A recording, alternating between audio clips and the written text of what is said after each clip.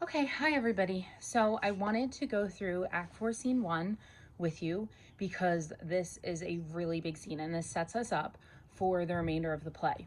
So in the last scene that we read, remember at the end, Macbeth found out that Macduff has gone to find Malcolm and to help him raise an army.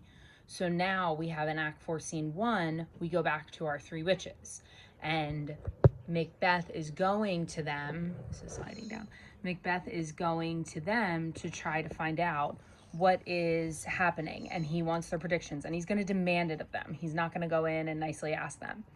So we have the three witches putting together a pretty disgusting brew, and they put together a lot of gross things in it. Body parts, animal parts, parts of dead people, and they're putting this all in a brew. And then they say the famous line, double, double, toil and trouble, fire, burn, and cauldron bubble, which I told you in the beginning when we started Macbeth. I was like on Hocus Pocus, and it's been restated a lot of times in more modern movies. And then they are going to try to make Macbeth become overconfident, and that is their whole goal here. So then Macbeth comes in and he says, like, how now, you secret black and midnight hags? And this is like around line 50.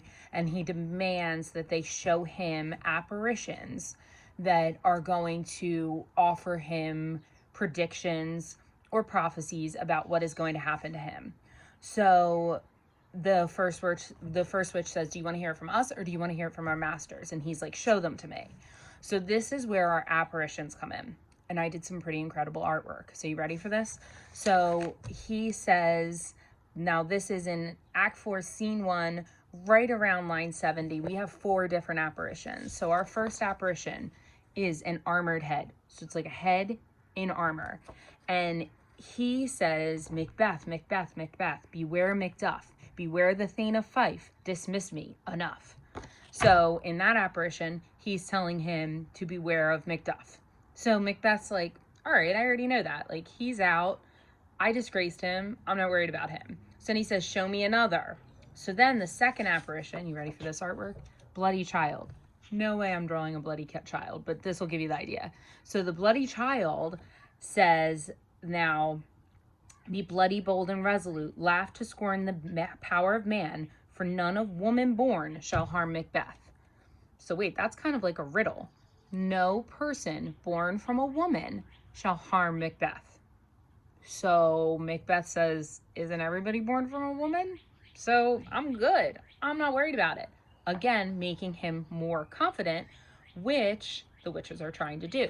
So your job now as a reader is to think, how could something kill Macbeth that's not born of a woman? So it's a riddle. So you have to think about it. So this is apparition number 2.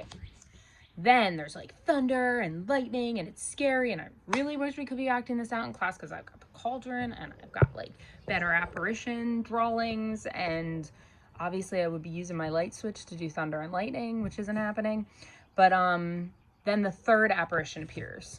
Again, excellent artwork. This is a crowned child who's holding a piece of a tree, okay? And this apparition says, Macbeth, Macbeth, Macbeth, beware Macduff. Nope, sorry. my page went back, but I don't want to start over. So, okay, the third apparition says, be lion-mettled proud and take no care. Macbeth shall never vanquished be until great Burnham Wood to high Dunsinane Hill shall come against him. Now that's in line 90. My thing's upside down. Seriously? Okay, there we go. So, crowned child holding a branch says no one is going to hurt Macbeth until great Burnham Wood to high Dunsinane Hill shall come against him. So let me explain what that means.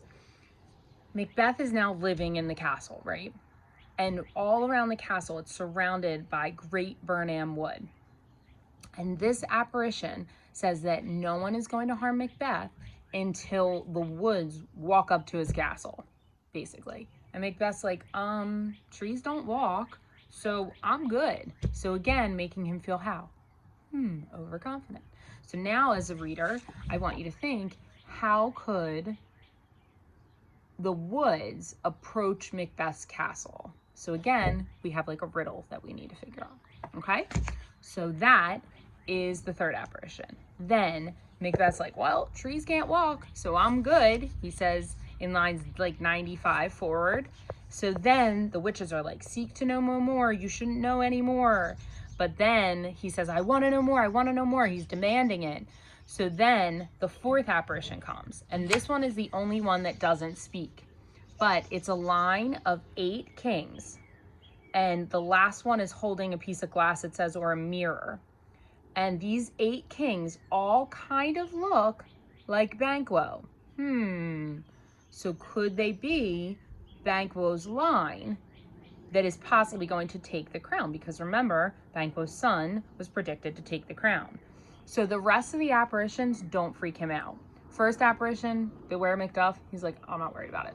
Second apparition, the one about no one born of a woman can harm Macbeth, he says, well, everybody's born from a woman, so I'm good. Again, make him overconfident. Third one, child, crown, tree. He's like, trees can't walk, I'm good. This one freaks him out because it shows someone else being king and the line being king. So he starts freaking out when he sees this one. And that's like lines 110 to 125. And then the apparition vanishes.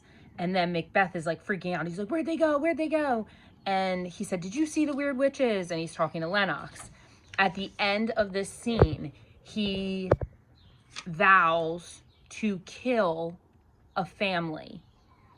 And he vows to kill Macduff's family. So he's like, I can't get to Macduff because he's in England, so I'm going to get to his family. So this is an innocent wife and children that he is now vowing to kill after seeing the apparitions.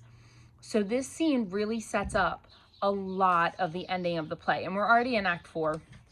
There's only 5 acts. So I'm thinking we'll finish within, like, by the middle of next week.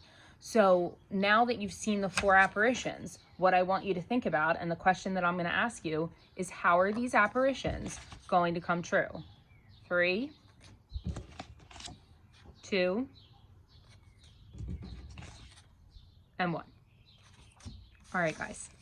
Thanks for listening. Have a great day.